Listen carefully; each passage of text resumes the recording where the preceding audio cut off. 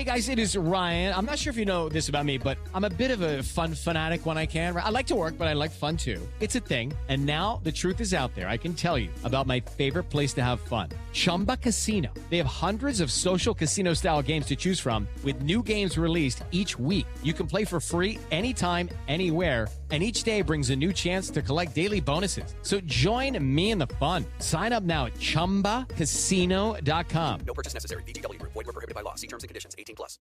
You were listening to a Pleasure podcast.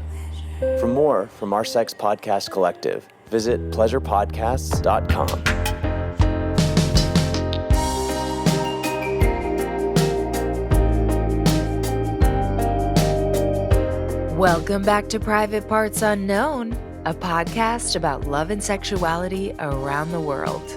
I'm Courtney Kocak, and unfortunately, a couple weeks ago, the U.S. Supreme Court overturned Roe v. Wade in a devastating rollback of rights.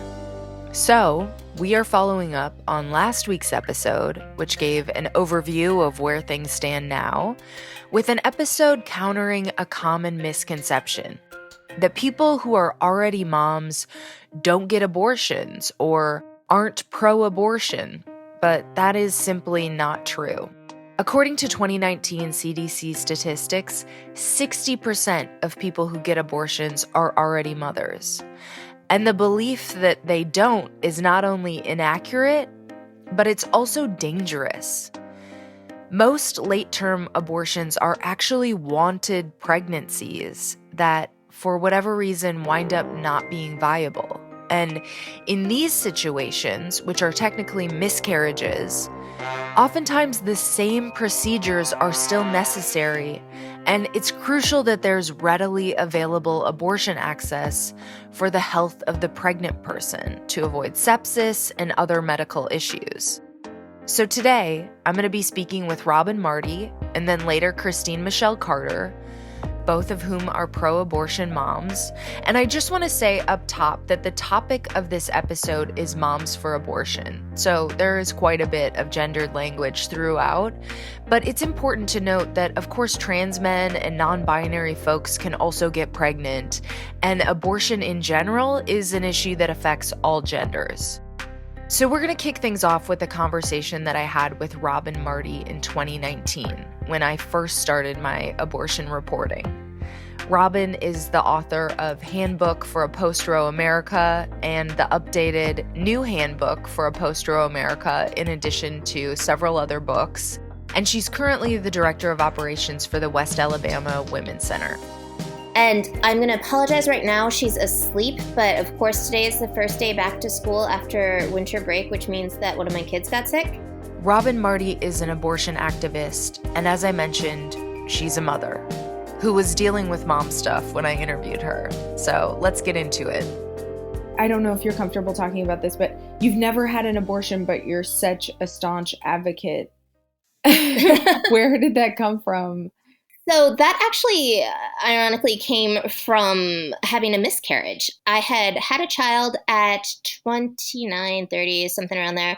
And then I was struggling to conceive again. We were trying to have a second child.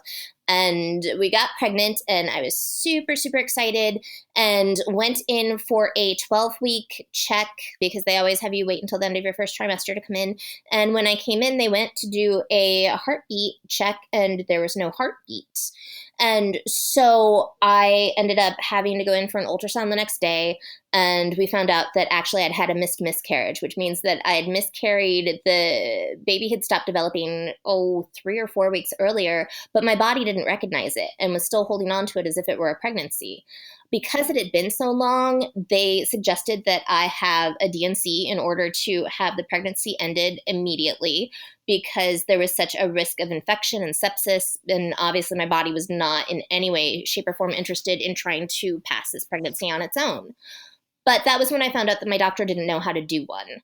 So here I was finding out that this pregnancy that I wanted so very, very badly was no longer progressing and was just there.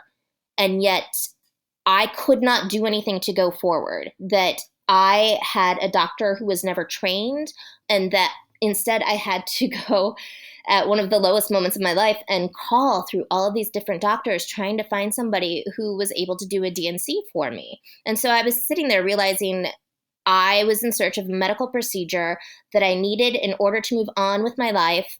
And I had this thing inside me, for lack of a better way of putting it, that I just could not remove on my own. And I couldn't find somebody who could help me. And that was like this, once I got through the DNC, it was this aha moment for me where I thought that I finally understood this is what people feel. And obviously I can't have the feelings that somebody who has had an unplanned pregnancy and unwanted pregnancy and wanted an abortion, but that was probably as close as I was ever going to get, because that was this moment where I realized this is still the same medical procedure. This is still the same action, this need to remove something and be able to move on with the rest of my life. But I couldn't do it because here was a medical establishment that was stopping me. And that was just eye-opening for me.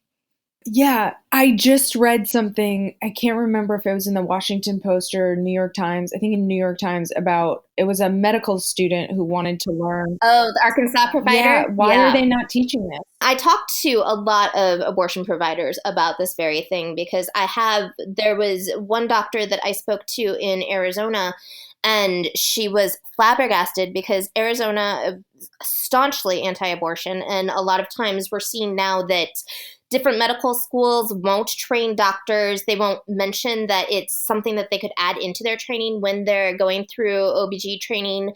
Or if you want to do abortion training, you have to leave the actual school and you have to go do it offsite at a clinic. Like, all of these roadblocks are up that makes it really hard for doctors to get trained in general. But this doctor was at a hospital dealing with a pending miscarriage for a woman that I think she told me was 17 weeks pregnant, was septic. There was no possibility that this child could be viable. And the OB that was brought in to deal with the miscarriage, because at this point the woman was hemorrhaging so fast they had to keep giving her blood transfusions, they were not able to do a D&E, which would have been the easiest, fastest way to be able to end the pregnancy. The doctor just was not trained in that. So instead, they had to induce her labor. It took hours. They went through, I think she said, 4 or 5 bags of blood. And the entire time, the pregnant woman was like, just please do not let me die on this table, all because a doctor was not trained on what should be a basic medical procedure. Yeah, it's so interesting when the moralistic, I don't know. When the pro-life people are like, we are putting people's lives in danger because babies. Yeah. This is exactly what we mean when we say abortion is healthcare. There are plenty of situations when it is literally a matter of life or death for the pregnant person. According to the American College of Obstetricians and Gynecologists, quote, pregnancy complications, including placental abruption, bleeding from placenta previa, preeclampsia or eclampsia, and cardiac or renal conditions may be so severe that abortion is the only measure to preserve a woman's health or save her life, unquote. And as I said before, this conversation took place in January 2019. So, of course, some of the legal details have changed surrounding abortion in America, and I'm going to try to flag them when they come up, but honestly, it's crazy how much worse things have gotten in just 3.5 years. Robin's book, Handbook for a Post-Roe America, was just coming out when we spoke, but it is even more relevant today. So here's the origin story for her book, and sadly, it sounds like a prophecy now. So the prologue is entitled, Why This Book? So why? What happened with this book is that obviously for the last, 10 years now, I've been tracking reproductive rights and especially restrictions that have been passed through different state legislatures in order to try and get a challenge to Roe v. Wade at the Supreme Court level. This book came about very, very quickly over the summer, right after Justice Anthony Kennedy announced that he was going to be retiring. And the last book that I wrote was about all of these different bills and how each one of them was meant to provoke a challenge to Roe v. Wade. And my co-author and I made this joke that it was actually called This Book is for Anthony Kennedy, because every single one of these bills was specifically made in a way to try and convince Anthony Kennedy to overturn Roe. And so they were all very subtle ways of doing this.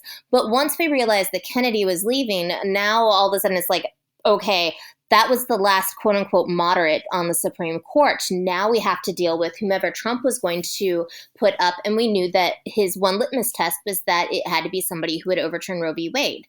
So all of a sudden we had reached this point of a complete emergency. We're still talking about if Roe gets overturned, but in a lot of ways, we don't need Roe to be overturned in order for us to be at a crisis point when it comes to accessing abortion in the country. For a lot of states, we're already there, and for a lot of communities, especially communities of color and rural communities, we've already hit this point where abortion is almost entirely, if not entirely, inaccessible. But now it's been this eye-opening moment for the rest of the country who realizes that their right to an abortion is finally in danger as well. And so everybody's looking for, what can I do right at this moment in order to try and protect it? So that's where this book came from, was this idea of, what are all these steps that we can be taking right at this moment? What are the groups that we could be joining? What are the volunteer organizations that we can go to? Where do we go if we need to find abortion funding, or if we want to donate to an abortion fund? Where are the clinics? Because it's really hard once you get outside of your own state to figure out where exactly are all these clinics. And then what kind of protesting, what kind of political work, what can we be doing to try and mitigate as much damage as possible and hopefully reverse this trend? Yeah, a lot of the language that you use in the book is like when rather than if. So, yes. I mean, how real do you see that possibility? I see things becoming very real within the next year, because I don't think that we actually need states to make abortion illegal for abortion to become inaccessible. And what's going to happen in a lot of these states because of the Supreme Court is I can actually see the Supreme Court deciding not to act on particular bills and on particular restrictions, which will enable states to pass more things because they no longer have to worry about the constitutionality of it. The idea will just be that as long as abortion is quote unquote legal, then any bill can fly. And some ways that I see that this working is, if you look down in Mississippi, for the last, I think, 8 years now, they've only had one abortion clinic there. And in 2012, they passed a bill at the state level that said that a clinic cannot operate unless you have a doctor who has admitting privileges to a local hospital. So Mississippi was where the Dobbs v. Jackson case originated that wound up overturning Roe v. Wade. And unfortunately, July 6th, that last abortion clinic in Mississippi had to shut down. The Pink House Fund tweeted, quote, "Today is a hard day for all of us at the last abortion provider in Mississippi. It is our last day fighting against all the odds of being there when no other providers would or could. We are proud of the work we have done here. Thank you for all your support," unquote. So on that note, in Robin's book, she had some suggestions for how to move forward in states without abortion access and the risks associated. So in the book, you talk a little bit about self-managed abortion, which seems like in a lot of these super scary states, one of the easiest ways to handle the situation. And it seems kind of out there, but I mean, women have been doing it since like Sacagawea or like before. Well, and if you look at self-managed abortion and self-managed abortion care, how it is right now, there's very little difference in general between what is being discussed in the book and the World Health Organization protocols and what is actually already happening in clinics when it comes to doing telemed abortion or even doing medication abortion at all. The only difference between a self-managed abortion and a medication abortion in a clinic is that in this case, a person would be getting their medication online instead of actually going into a clinic in order to get that medication. That obviously puts a barrier in place, because how do you know that the medication that you're getting is the proper medication? But if we knew that it was coming from a source that we could trust, there's no real difference between doing it at home and doing it in a clinic. The biggest issue when it comes to risk of doing an abortion at home is the fact that because it is not legally sanctioned, if a person does have complications, that person will now be scared to go and report to a hospital or to go do any sort of follow-up, because they don't want anybody to know that what they did was illegal and could get them into potential legal issues. The most dangerous thing about self-managed care is the fact that nobody can then do any sort of medical follow-up. That's what makes it dangerous. It's not the actual process of taking the pills at home. Can you explain viability standard versus fetal pain and why that's important to this whole situation? Before we get too deep into this topic, I just want to be clear that fetal pain is actually a misnomer. It is more of a reflex than the ability to feel and understand pain. The cerebral cortex doesn't develop until much later in the pregnancy. And anyway, I'll let Robin explain how these terms are being exploited by the right. A lot of what's going on is the idea of anti-abortion people who come in and kind of change the language of science. Viability in a medical definition means the point in which a fetus can survive on its own. It could have medical support, but it has to be able to survive on its own, no longer within the womb. And traditionally, when Roe was decided, that was in the third trimester. And obviously, we've had lots and lots of medical advances since then. That means that fetus, once it's been delivered, can survive earlier and earlier in a gestational period. There is a point in which you just simply, with our medical technology, cannot go any earlier, and that's around 21, 22 weeks gestation.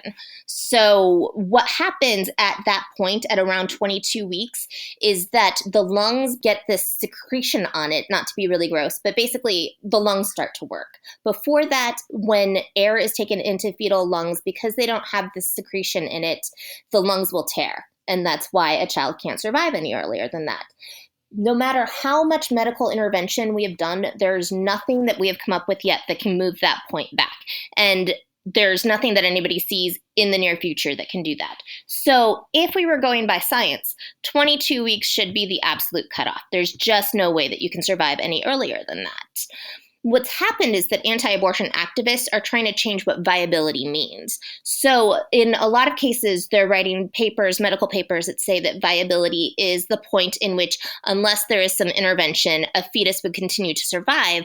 But they're not saying just survive outside the womb, they're saying inside the womb as well. So when you see Ohio heartbeat bans and Iowa heartbeat bans, what's going on is that they're trying to say that a heartbeat shows that a fetus is viable. And so because of that, if there is a heartbeat, that means that's a viable fetus. And then they can say, look, you can't have abortion after viability. So it's all these really weird, tricky ways of trying to change what the language means in order to legally keep their new bills and their new restrictions working within the framework of Roe. What we're worried about is this idea that there is, instead of using viability as a cutoff point, that the right is introducing the idea of fetal pain. And first of all, it needs to be understood that a fetus, at this point, the College of Obstetricians and Gynecologists, all of the major medical groups say there is no reason to believe that a fetus in utero can feel pain before the third trimester. There is absolutely nothing that supports it. But there's this fringe of medical groups that support eliminating abortion that says, actually, we think that based on these studies, because we see adrenaline increase, or because the fetus moves when you try to touch it with a needle or something like that, that means that a fetus can feel pain. The idea is that they're trying to get the Supreme Court to bite on this idea that a fetal pain point should actually matter more and mean that that's when humanity begins than this idea of being able to survive outside of the womb. The problem with this is, if they can get the Supreme Court to bite on it, they have all these other studies that say, it shows that at 13 weeks, it seems like these pain receptors might be in place based on this study. Well, it looks like at 8 weeks, they might actually be in place here. Well, it turns out that it's one of the first, the nerve system is one of the first things that happens at 6 weeks of development. So what they can do is, if they can get the courts to say, okay, we believe that fetal pain matters, then they can have all these states pass bills that say, we believe fetal pain actually begins at 6 weeks, at 8 weeks, at 13 weeks. And so to protect the fetus at that point, that is when we're going to ban abortion. And if the courts have already said that fetal pain is the point that matters, then there's nothing really to stop it. And that's when, a lot of women at 6 or 8 weeks don't even know that they're pregnant. Yeah, for sure. One of the things that's really complicated when you start talking about these bills also is that not everybody's using the same timelines and the same language, which is another reason why it's frustrating that not everybody keeps to the same medical jargon. So when we say a 6-week abortion ban, we're not meaning 6 weeks after the point in which you get pregnant. We're actually talking about starting back from at the end of the last period. So the heartbeat, or what they see as the fetal heart tones, you can actually see it's one of the second things basically that will show up on an ultrasound when a person gets pregnant. Because once the egg is fertilized and it makes its way down and through the fallopian tubes and embeds in the uterus, you get a gestational sac. First, you get a really thick lining, then you get a gestational sac at like 5 weeks, which is a week after it's implanted. And then the next thing that happens is this little flicker of a heart. So we're talking about literally 18 days after the point of fertilization. So there's almost no point in there in which a person would be able to get an abortion before a heartbeat would show. It is Ryan here, and I have a question for you. What do you do when you win?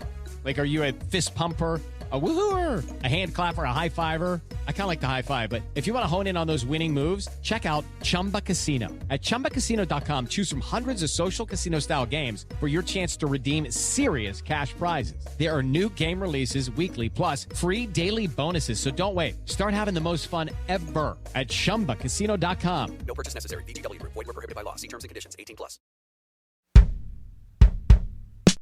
So the map of the US that you have that shows access to abortion currently.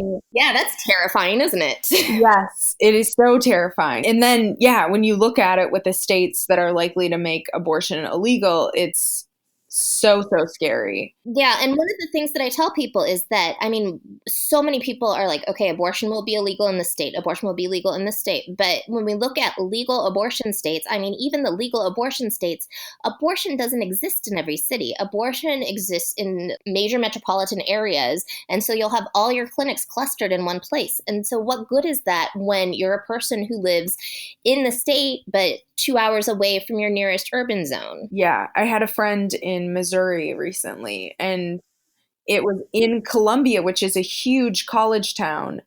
And still, she had to go to Kansas City, which, I mean, if you lived in another part of that state, that would be an even bigger trek for you. That's crazy. Yeah, and the thing that's so frustrating about looking at a state like Missouri is the fact that Columbia had abortion services, and the state actually passed a bill that made it impossible for the Columbia clinic to be able to keep their doctor there. So there should have been an abortion clinic there. They were doing medication abortion on and off for years, but because of this bill that says you have to have a doctor who has admitting privileges to a local hospital, and there was no hospital that was willing to give them, they had to stop offering abortions at that site. In the book, you go through state by state and list kind of what the scenario would be post-Roe. What are the scariest states to be in right now? The scariest states to be in, frankly, is any place on the Gulf Coast, primarily because we're talking not just about abortion being made illegal in those states, but about abortion being made illegal every place around it. So if you get into a state like Mississippi or Alabama, and even Texas, the eastern side of Texas, you're talking about literally 10 to 12 hours worth of driving that you would have to do in order to get to a state that has accessible abortion after that. There's basically going to be a wall across the Gulf that is going to make it impossible for anybody to get out. I mean, you'd be looking at airline tickets. You'd be thinking, okay, maybe it's better to fly into Chicago where at least there's 10 clinics in one city and I can go in, stay one night, go to a clinic and fly back home. That might be the easiest way of doing things post-Roe. So many of these scary predictions have gotten even scarier than predicted. In Texas, there's currently an abortion ban from 1925 in effect, which bans all abortions after 6 weeks.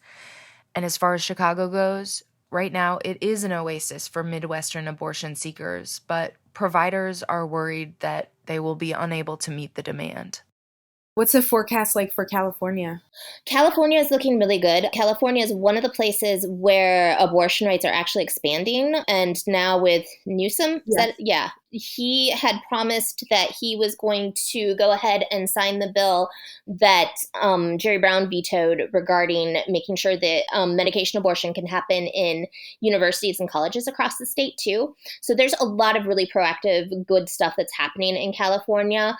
But again, California is another place where when you get into really rural areas, there's not a lot of available places to get an abortion. And one of the other things that is being worked on out there is making sure that abortion care can be expanded so that nurse practitioners can offer first trimester, even vacuum aspirations, things like that. So California has really been this great place to look at by the fact that they're making sure that all of their insurance covers abortion. Abortion is not going to be a cost burden, that you won't have to travel too far in order to try and get it. And honestly, California is probably going to end up being the place where a lot of people in the mountain region will have to go to in order to get care, especially when we see Utah and Arizona and every place else around their border kind of go down. As of this recording in 2022, abortion is restricted in Utah and Arizona as predicted. In Utah, a court temporarily blocked the state's abortion ban, which had gone into effect on June 24th. But a ban on abortions after 18 weeks of pregnancy is currently in effect. And in Arizona, the state has a law from before Roe that bans abortion with no exceptions for rape or incest and that criminalizes providers. That law was blocked by a court back in 1973, but these days the Arizona Attorney General has said that he will ask the court to allow that law to go into effect. And a ban at 15 weeks of pregnancy will take place in September. So you point out in the book that the end of Roe doesn't mean the end of abortion. It just turns into a class issue, and it means the end of safe abortion. Can you speak to that a little bit? So I wouldn't actually use that. I'm not sure if I said that in the book, but if I did, oops, I wouldn't use that was my term paraphrase. anymore. Go, you can correct me. Okay. Because it's not the end of safe abortion. What it is the end of, let's say, legally safe abortion, because that's what the problem is. One of the things that we really need to look at as activists as we go into this new post-Roe world, or more obviously inaccessible abortion world, is the fact that we are in so much better shape than we were before Roe happened, especially with having access to medication abortion. Our medical technology is way better in general. We just have a lot more options than we did back then. Like, I get extraordinarily frustrated by this idea of coat hanger abortion and, oh my gosh, if we have abortion outside of clinics, it's unsafe, women are going to die, all of these things, because it's not the way it was in the 50s and 60s anymore. For every woman that we have in Tennessee who actually did try to induce her own abortion with a coat hanger, and that sticks in our head because it's such a rarity now. For the most part, what we're going to be seeing is people who buy pills online or who try to use too much parsley or all of these things. That's what illegal abortion is going to look like in a post-Roe world, is going to be people not ending up in hospitals. It's going to be people ending up in jails. And it's going to be people who are ending up in jails because if there is a complication, or just if they think there's a complication because there's not enough information out there for people to know exactly what a medication abortion looks like. When people panic, they're going to go to hospitals, and depending on which state they're in, what the color of their skin is, what their economic status is, background checks on them to see if they have any sort of pending warrants or anything like that. We're going to have doctors who are going to question because they want to make sure that it wasn't an abortion. We're going to have prosecutors who come in and decide that they want to prosecute to the fullest amount of the law because they want somebody to serve as an example to try and scare other people away from doing it. The most dangerous thing about illegal abortion when we're looking at a post-Roe world is what happens legally to the person who undergoes it. If we can find a way to get abortion out of clinics, to get states to stop feeling like they have the legal right to question people who have bad pregnancy outcomes, if we can pass bills that say no pregnant person should ever be put in jail for what happens in her pregnancy, if we can do all of that, we're actually in a good place, because no person, legal or not, should have to travel 3 hours by car to a clinic, have an appointment, and then go away for 72 hours and then come back and give $500, $700 in order to have an abortion. With all of the technological advances that we have medically, that we have technically, this is not the way that abortion should still be going. Robin makes a good point, but I just want to point out that now that the post-Roe reality is here, the danger has increased. When people are more likely to avoid hospitals, when people are trying old wives' remedies to abort, and when there is less access for people who need abortion as genuine healthcare because of the legalities involved, abortion becomes more dangerous in these places, and more people are going to get hurt. There have been movements like Shout Your Abortion and things like that. And I've felt it personally as, like I'm a writer who's very navel gazing, and I've had a sex and dating podcast for 2.5 years, and I'm just starting to talk about it, even though privately I have felt comfortable talking about it for a long time, because I think there still is this like huge amount of stigma and shame, and there's just not a conversation around it. Yeah, I think one of the things there's two things that are going on there. One is the fact that, let's be frank, we're still, especially with this online, social, endless media, we're still at a place where any person who talks about anything is going to get targeted. And so, if you saw Amelia Bono had the video that went out just a couple of days ago that was like, a woman who has an abortion talks to kids about abortion. Like, I see so many people bring their young children to abortion clinics to protest. They have their child walking around with like giant placards with just a bloody fetal hand on it, things like that, or walking around with signs that say, "Mommy, don't abort me." And yet the utter outrage from the right over the idea that here was a woman telling teens, I think they were all at least adolescents, about what an abortion is, and that she had an abortion and it was a thing that she did and she doesn't regret it. And they are just morally outraged, and so much coverage, so much trolling, so much condemnation of her. That's what happens when people speak out, and it's ridiculously magnified by our social media presence in general and how much we are able to use social media to pile on people. So that's already a problem on its own. The other side of this is also that when we talk about Shout Your Abortion, or We Testify is the abortion storytellers program that comes through the National Network of Abortion Funds, we need to make sure that there's this enriched understanding of all of the different ways that people have abortions. Like, there's Shout Your Abortion, but there's also this idea of, good people have abortion. There's the AFIA Center, a reproductive justice organization down in Texas, put up billboards that said abortion is self-care, because in the community that is self-care. You are taking care of yourself when you recognize that this is a pregnancy that you do not want and that you cannot handle at the moment. That is a good thing. It is a good thing to do, to put yourself first. All of these ideas need to come out, and we need to make sure that it's understood that there's a lot of complex different ways to think about abortion, and no story is more correct. No story is more right. There's no more value to the person who had to end a pregnancy that was wanted because there was an anomaly that makes it so that that baby would not have survived once it was born, than to somebody who has had 4 abortions and just did not want to be a mother. We have a tendency as a society to pass judgment on people's stories instead of understanding that every story is valid. If you feel some regret about it, that's valid. If you feel like this was the best decision you ever made, that's valid. You can have all of these different complex feelings because we are complex people. And so we just need to make sure that when it comes to breaking down stigma, we're breaking it down in a healthy way where we're telling all of these different stories, and we're telling people, it's okay if your story is not perfect, if your reason was not perfect, if you had a bit of regret or sadness, or if you were angry for a bit and then you came back from it, or if even you're still still angry now, but you still know that it was the best choice. There's all these different complexities. And I just want to make sure that as we're breaking down stigma, we're making sure that all of these different complexities are heard. So you have some different ways in the book, but how would you recommend people help?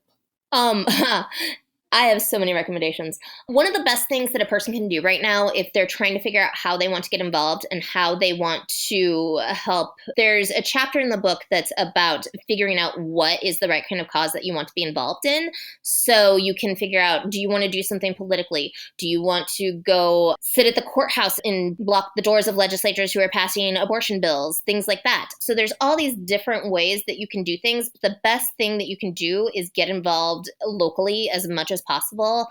It's not live yet. I expect it will be live next week, but one of the things that I will have on my website is a map of the US. And if you click on the map, you will be able to draw up your state, and it will give you a list, first of all of the abortion clinics in your state, but then also all of the reproductive justice groups, all of the abortion funds, all of the political groups, and all of the practical support groups, all of these different groups that you can get involved with, and with connections for how you can go ahead and join each one of them. Clinic escorts, all of these different things. So the best thing that a person can do, I mean, not to plug myself, read my book, because there's all these different blueprints of how to decide what should be the thing that you want to do and you want to focus on. And then just go to the site, and there's also the resource guide in the back of the book, but the site will be more updated because books don't change, which is frustrating for those of us who write online, but books don't change. Once they're set, they're set. But all of the new groups will be up there. There'll be volunteer opportunities. Getting involved locally is always going to be the way you make the most impact. Amazing. Thank you so much. The book's incredible. Such a great resource. I hope we don't need all those things, but I think we will.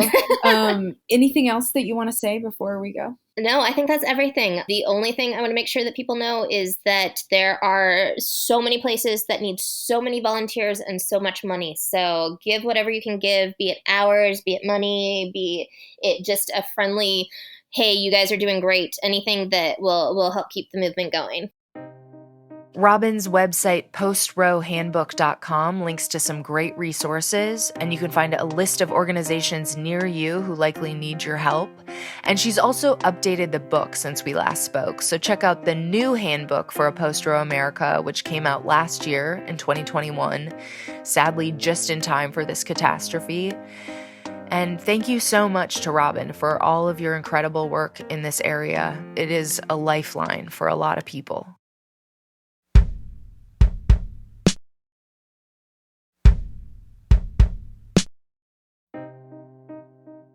And now for a conversation with another pro-abortion mom that includes how to talk to your kids about abortion. Hi, my name is Christine Michel Carter, and I'm a mom activist and the #1 global voice for working moms. So I guess let's just start at the beginning, which I think is a really important statistic. And that's that, 60% of women that receive abortions are already mothers, and half of them already have 2 or more children.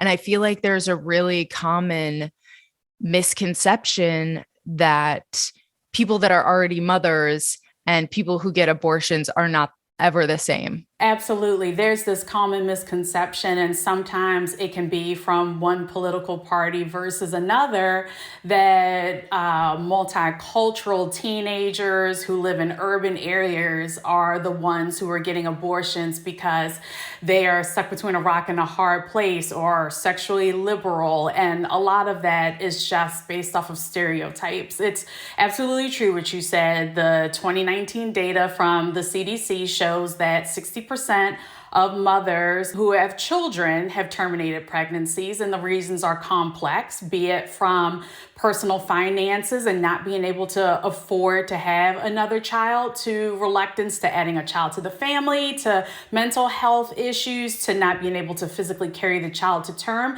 It is not a one-size-fits-all answer to abortions. Yeah, totally. And actually, there's another study, the Turnaway study, that I have been very fascinated by recently. And one of the findings that I thought was interesting is that if a woman is forced to carry an unwanted pregnancy, it doesn't just have a negative effect on her life, or their life, or that child's life, but the whole family and all the other kids. Absolutely. Childbearing in itself is 100% a national issue. I mean, even before this became an issue, we saw the importance of the household penalty and how much women do at home and at work, and how much childcare is affected, as well as our economy when women aren't able to work, and how hard it is right now to find childcare. And the ripple effect of that was that we have a generation now, Generation Z, that doesn't want to even have children, and that will have dire consequences. So just as our economy is impacted by women not having children, if they are forced to have children, there will be consequences for all of us as well. Mm-hmm. And you know what's interesting is that I've seen a bunch of moms post on social media saying, actually becoming a mom or carrying a child to term made me so much more pro-choice than I was even before. I mean, I've done it twice now, and the mental toll that it takes and the physical toll that it takes, it should absolutely be a decision of the mothers. And the fact that we have gone back to overturning Roe versus Wade, and a woman can't have autonomy over her body and has to get consent for her husband. She doesn't have the right to conceive and not to conceive. She doesn't have the right to privacy anymore. That's absolutely asinine to me as a mother. So have you always been pro-choice, or was there any situation that made you realize the importance of this issue? Absolutely not. I have always been pro-choice, even prior to getting my first period. I think that a woman's body is her right. She should have the decision as to how she carries it and how she decides to get health care for it. All of that should be our decision. So no, it is never come into question for me if I was pro-choice or not. You shared an interesting statistic with me as well, and that was from the 2022 State of the Motherhood survey. And if you could talk a little bit about those kind of racial findings and, what impact, if any, they have. Yes, they do. They have a lot. So Motherly's 2022 State of Motherhood survey showed that white moms are more likely to support reproductive rights, but Black moms are most likely to discuss that, as well as voting with their children more so than any other race. We don't have the liberty or the option or the freedom to sugarcoat things from our children. And rightfully so, honestly, because there's a saying that whatever happens to women happens 10 times worse to Black women. And you look at the states where abortion has been banned without exception for the health of the mother, or without exceptions for rape and without exceptions for incest. Those states like Louisiana and Mississippi are almost 1/3 Black. They have very large Black populations. So we have to be having those conversations with our children. And I find it unfortunate when all parents don't have those kinds of conversations with their children, because this is a generation where, when it comes to Generation Alpha, my kids who are under 12 years old, 1 in 5 of them have already participated in a protest. They know what fake news is. They are very aware, because of the 2020 election, of what it means to understand what the media is reporting and how to digest that information. They're so inquisitive and so curious. So just because your kids may not have that information and that may not be in your household doesn't mean their friends aren't telling them what's going on. So, okay, how do you, as a parent, have that conversation with your kids? And you're talking 12 and younger, some of these kids are not even understanding sex totally yet. So how do you have this kind of tough conversation, but important one? So it's not that the kids want to know about rape or incest or any of the things that are affected by Roe versus Wade, or that they even want to know about abortion, period. I had the pleasure of celebrating my daughter's 11th birthday with her yesterday and her 2 friends, and the conversation came up, right? Oh. And it wasn't necessarily about them wanting to understand what abortion was. They were curious about what everybody was talking about and what the ruling meant and what everybody was so enraged about on TikTok. It was more so about the conversation of the reaction versus the details. Children just want to understand our emotions. So just having an honest conversation about it, and it's a great opportunity to teach what Roe versus Wade meant and what the right to consent means for your child. It doesn't necessarily mean you have to get into, do you think men's bodies should be policed, or the maternal mortality rate and universal health care and how all of that is affected. It just means having an open and honest conversation with your child. And I'm curious, did they understand, these 11-year-old girls? Like, what was their level of understanding? So because these are preteens and kids these days grow up so quickly, they were aware of what this meant from a ban kind of perception and what the exceptions were. So they wanted to know what I thought about the states that didn't have exceptions for rape. And that came up. And I have to be honest with you, my daughter had no idea what rape was. So we had to have that conversation and the conversation of consent and what it means that no means no. So I was grateful for the opportunity that her friend brought it up, quite honestly. Again, being so pro-choice and being liberal, but that is where they stood. Now, that doesn't mean that my 7-year-old son, who was a part of the conversation too, he had no idea what abortion was. He had no idea of the Roe v. Wade overturning. So we just had a conversation about why everybody was enraged and why we were having the conversation in general. And I'm curious for the girls, I mean, was there an understanding that like, oh, this is an issue that is going to affect me in the future? No, not yet. Also, because this is a generation that accepts identities and they're very into understanding their identity. So they're not thinking about what their identity means in pertaining to sexual activity. They're just trying to understand who they are right now. We're in Pride Month. We're still in Pride Month. And my daughter's a proud member of the LGBTQIA plus community. She's trying to understand herself in the world. She's not really trying to understand herself in the world as it pertains to sexual identity. Oh, interesting. Yeah. Okay. So how can moms actively support reproductive rights in ways that really make an impact? Well, these past 5 years since Motherly has been doing their State of Motherhood survey has been so interesting. There has been an exponential growth in the percentage of mothers who are now really involved and passionate about causes.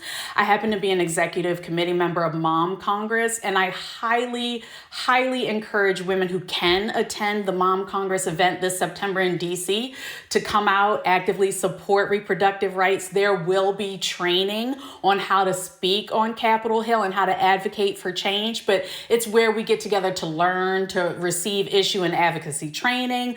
We are talked to by influential leaders in government and on the federal side, and it's just a really great space to be in as far as an activist and feeling empowered. So I encourage all women to come out and get some training there. And when you post online and you're a leader in the mom community, do you get any kind of pushback, and how do you deal with that? Of course. I mean, everybody, just like we all have our right to choose, we have our right to literally choose the information that we receive. But I have the right to choose if I accept what you are throwing my way. Right. Once I share the information that I want to share, I always stay rooted and grounded in fact. It's very clear and deliberate and purposeful when I share something because of it's the way I'm feeling emotionally. And I feel like I have the right to come at you if you come at me when I'm sharing an emotional post. If I'm sharing something that's truly rooted in data, you can't argue with data. But there will always be someone who has something to say. And usually it's not based in fact. As long as you're basing what you are sharing in fact, I find that you can just let those kinds of things roll off your back. Thank you so much for sharing your perspective. And is there anything else that you think is relevant for this conversation or you'd like to share? Absolutely. I just hope that folks know that if this was about babies, then men's bodies would be being policed. And if this was about babies, it would be universal health care and free education and free daycare and all of the things that were troubling mothers even prior to this Roe v. Wade overturning. I hope that people know that if it was about mothers, it would be more concern around the maternal mortality rate, especially for women of color, it wouldn't be so high. So again, it is truly about a woman's autonomy, and let's just keep focused on that fact versus the idea of it being about babies, because it's not. Mm-hmm. And where can people find you online? Sure. So people can find me at C. Michel Carter on Twitter and Instagram, and Christine Michel Carter on LinkedIn and Facebook. Okay, amazing. Thank you so much for joining me. Thank you for having me, Courtney. I really appreciate it.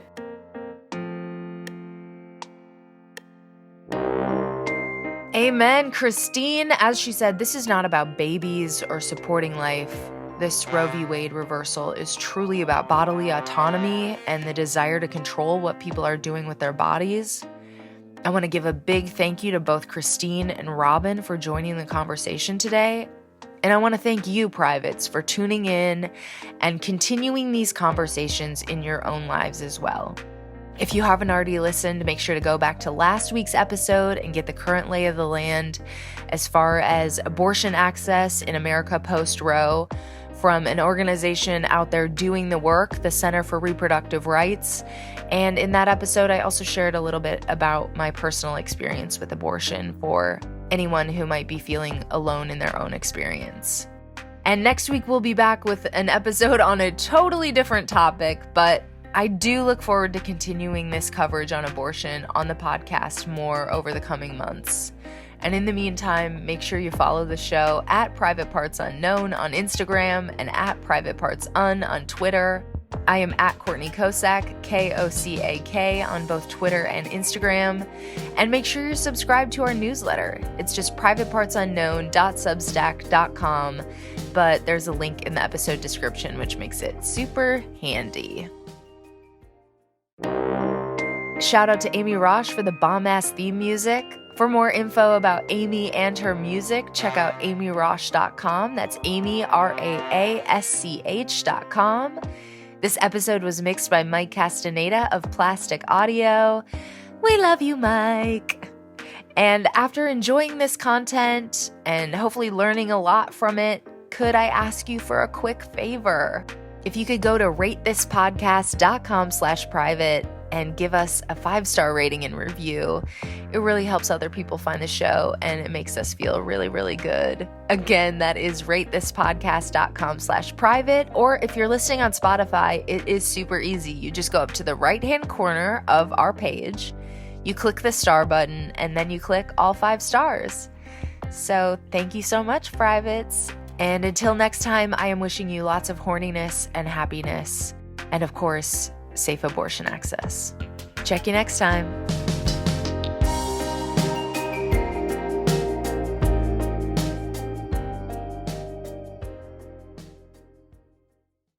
With the Lucky Land Slots, you can get lucky just about anywhere. This is your captain speaking. We've got clear runway and the weather's fine, but we're just going to circle up here a while and get lucky. No, nothing like that. It's just these cash prizes add up quick. So I suggest you sit back, keep your tray table upright, and start getting lucky. Play for free at LuckyLandSlots.com. Are you feeling lucky? No purchase necessary. Void where prohibited by law. 18+ terms and conditions apply. See website for details.